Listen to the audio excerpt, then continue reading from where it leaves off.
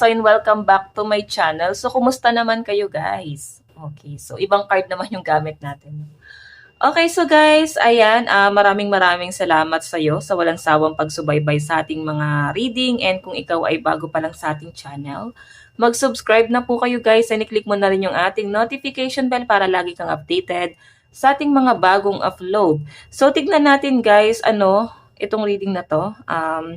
Kaninong love reading itong masasagap natin. So, ito yung sa person mo, ito naman yung sa'yo. So, guys, bago pala ako mag-start, sa mga gusto po magpa-private reading, pwede nyo po akong i-message sa Jade Tarot. Facebook ko po, Jade Tarot. Ay, message nyo lang ako, guys, para ma-assist kita agad. Okay? So, tignan natin. Ano ang nararamdaman sa'yo ng person mo? Ano ang nararamdaman ng person mo sa'yo? Tabi ko lang to. Nararamdaman ng person mo sa'yo. Parang may naamoy akong ihaw-ihaw. Parang ang daming celebration na nangyayari. May mga event. Parang may mga nag-iihaw, nagluluto. Ano ganap? Okay. Nararamdaman sa'yo ng person mo.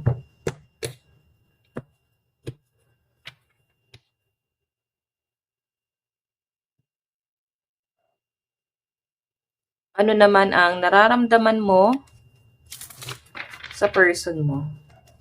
Nararamdaman mo kay person? Nararamdaman mo sa person mo?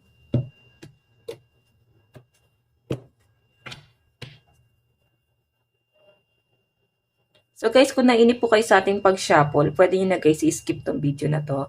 And diretso na po kayo sa ating reading. Okay? So, tingnan natin ano ba ang nararamdaman ng person mo sa'yo. Okay, ayusin lang natin to. Nararamdaman ni person. Meron tayong 8 of Pentacles. I think, si person mo nagpapaka-hardworking eh. Win-work out niya itong relationship na to. No? Yung nararamdaman niya sa'yo. Meron siyang gustong patunayan sa'yo. Nakikita ko nagpo-focus siya ngayon sa trabaho niya eh. Nagdodoble kayod po siya. So, meron siyang gustong mangyari. So, I think gusto niyang masettle agad yung buhay niya. Gusto niya makuha yung stability para kahit papano pwede mo siyang ipagmalaki. Kasi iniisip niya guys, pera. So, I think siya, may business itong taong to guys. Or naniniwala siya na magiging matagumpay siya sa kanyang business. 8 of Pentacles, so I think si person, nagpapaka-hardworking siya para sa'yo. Okay, meron siyang gustong ibigay sa'yo, gawin para sa'yo. So, tingnan naman natin guys, ano naman ang, ano naman yung tingin niya sa'yo?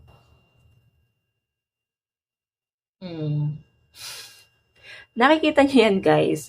Anong ginawa mo sa person mo? Nakikita sa'yo ng person mo na lumalayo ka. Piling niya inabandon na mo siya. Piling niya tinalikuran mo siya. And I think pinagagalitan siya ngayon ng mga kaibigan niya. Pinapangaralan siya ngayon ng mga kaibigan niya na i-share niya guys sa mga friends niya yung pinagdaanan niyo rito. Okay? Kung ano yung nangyari sa buhay niyo, bakit ito yung kinahinatnan ng relationship niyo. So I think si person, nahirapan siya sa paglayo mo o yung pag-iwas na ginagawa mo dito. Okay, kaya pala siya nagpapaka-hardworking dito. Kumbaga, ikaw yung nagpa-trigger sa kanya para maging successful ngayon. Para gawin niyang successful yung buhay niya.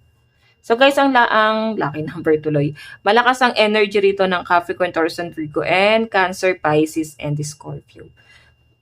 Napi-feel niya guys na malungkot ka sa decision mo sa buhay. Nalulungkot lang din siya kasi bakit nangyari na may paglayo? Okay, nalulungkot lang siya kasi bakit hindi pinag-usapan. Para bang, wala man ako nakita guys na parang naging nagsagutan. Ang nasa sense ko nga dito, bigla na lang lumayo. Na-feel kasi ng person mo, inabandon na mo siya eh. Marami ka daw disappointment sa kanya. So, I think na-feel niya rin sa'yo na parang feeling mo, nalihis ka ng landas. So, nasa right path I mean, nasa maling path ka ng buhay mo nung napunta ka kay person. Na-feel niya yan. I think hindi rin naman niya ikaw masisisi kung ba't 'to nangyari kasi may mga mali din siya guys, hakbang na ginawa sa buhay niya, no? So, tignan natin, ano yung action ni person? Planning for future, traveling decision, and wanderlust. So, kagaya guys ng sabi ko kanina. Okay, kagaya ng sabi ko kanina guys, si person, meron siyang gustong patunayan sa'yo. Gusto nga niya maging successful dito para kung sakaling magtagpo ulit yung landas niyo, may masabi ka na, ay si ano, iniwan kong ganito, ngayon okay na siya. So, pero alam mo, yung action niya guys, nag-aantay pa rin siya sa'yo eh. Ayan no. Waiting pa rin siya na mag-reach out ka sa kanya. Nahihiya lang siya guys na siya yung gagawa ng action kasi nga, alam niya yung mali niya. Okay? Waiting lang siya sa'yo. So, tignan natin guys, ano naman yung overall energy. Meron tayong depth, di ba? Magkakaroon guys ng new beginning sa inyong dalawa. Kumbaga, in the near future, maayos niyo pa rin to. Parang hoping pa rin tong person mo na maayos pa daw kayo soon. Or hoping siya na magbago pa yung isip mo dito. Kasi guys, nag-aantay lang si person eh.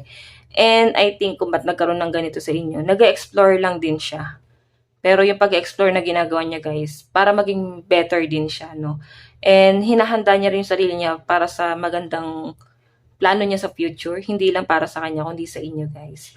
Bottom of the deck ni person, Temperance. So pag ready na siya guys, I think i-win back niya.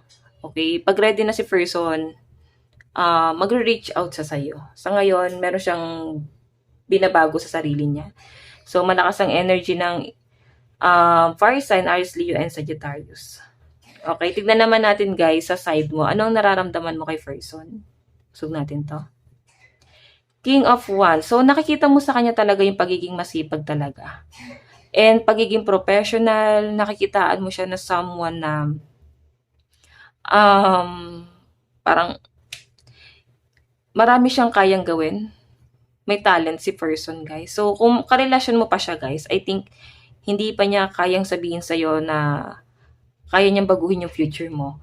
I think nire-ready ni person yung sarili niya para sa magandang future niyong dalawa. So, ngayon guys, nakita ko naman na pati ikaw, ang tingin mo sa kanya talagang masipag. And napaka-hardworking ni person.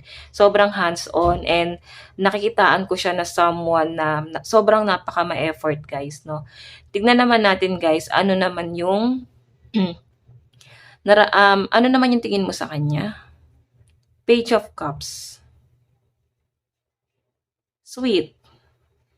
Nakikita mo sa kanya, malambing siya. Napaka-gentle ni person, guys, no? Napaka-ingat niya, napaka-masinsin. Nakikita mo siya na someone na lahat ng ginagawa niya talagang tinatapos niya. Kumbaga, nakikita mo siya na someone na kung ano yung sinimulan niya, kailangan plakado lahat yon. And wala siyang iiwang may mali. Yan. Okay, so tignan natin guys, ano naman yung ano yung action mo. Oh my God. So, maaaring naghiwalay nga kayo, guys. Siya rin, guys, yung nag-aantay dito. I think ikaw yung lumayo na. Kasi, I think meron ka ibang pinursu. Or kung magkasama pa kayo, guys, siguro, nasa abroad ka and iniwan mo si person dito. Siya yung nag-alaga sa mga anak nyo, kung may anak kayo, guys. So, kung ano yung ginagawa mo ngayon, guys, is para sa future nyo parehas. Okay, malaking sacrifice to para sa'yo. Kasi syempre, iniwan mo yung family mo para makapagtrabaho ka abroad. And si person mo, ayan pa rin nararamdaman niya sa'yo. So, I think, magkasama pa rin yung iba rito, guys. And inaantay ka niya kasi, kaya may globe doon, I think, nasa malayo ka. LDR kay ni person. Okay? So, tingnan natin, guys, yung overall energy. Four of Swords. Pagod ka na sa lahat. I think, wala ka rin namang nabibili para sa sarili mo eh. Kasi lahat ng ginagawa mo, effort mo para sa family mo. Okay? So, I think, parehas naman kayo guys, mataas ang ambisyon niyo ng person mo. So, maganda yung plano niyo sa future. Sobrang kalmado lang guys ng energy. Tignan naman natin sa bottom of the deck mo. Meron tayong the Emperor. Diba? Kaya nag-uusap naman kayo guys kung magsasama pa kayo. I think nag-uusap pa kayo ng person mo, kinakamusta yung bata, yung anak. Or kung kayo naman guys ay ikaw tong nasa Pilipinas, I think inaayos niyo rin guys, no? Maayos naman yung connection niyo dito. And sa nakikita ko sa kanya, parang ano siya guys sobrang ano lang siya, matured. Inaantay ka lang niya rito guys, no? Tignan natin guys yung future nyo. So, yung iba naman dito guys, possible na naghiwalay kasi nga LDR. Yung iba naman dito, I think nagsasama pa rin.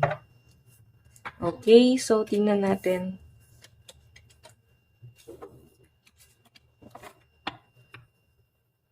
Ano ang ganap sa inyo sa future? Ganap po sa future. Ano na ang mangyayari sa inyo sa future?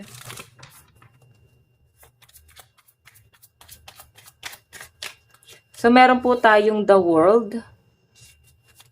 Diba?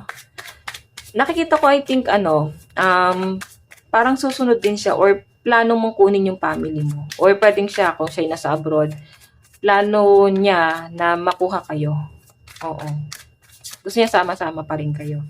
Diba, puro travel to guys, so. Diba sa inyo guys, may mga single mom, single dad dito. Pero it doesn't matter, no? Kasi tanggap naman ng person mo yon.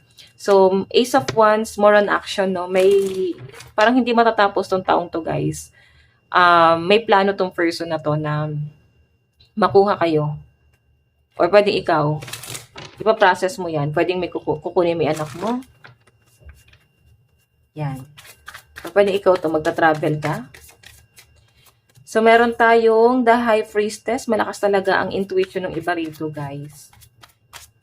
Meron tayong the Hangman. Di ba sa inyo guys, hindi kayo masyadong friendly. I think introvert kayo.